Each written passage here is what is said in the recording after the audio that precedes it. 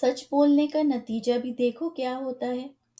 एक दफा एक स्कूल टीचर ने अपनी क्लास के बच्चों को कुछ सवालात होमवर्क में दिए। उनमें से काफी बच्चे होमवर्क करके ही नहीं आए। टीचर ने पूछा कि तुमने होमवर्क क्यों नहीं किया। सारे बच्चे कोई ना कोई बहाना बनाने लगे कि हमने क्यों नहीं होमवर्क किया।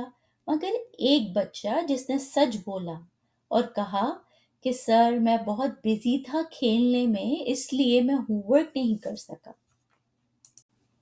टीचर मुस्कुराया और बोलने लगा कि बेटा तुम्हारा वैसे तो आंसर गलत है, खेलना तो नहीं चाहिए, मगर तुमने सच कहा, ये बहुत सही है। टीचर ने पूरी क्लास के सामने खड़े होकर कहा कि गलतियां तो अक्सर लोग करते हैं और उन गलतियों को छुपाने की कोशिश भी लोग करते हैं, मगर सच हर कोई नहीं बोलता और जो सच बोलता है उसकी बहुत इज्जत होती है।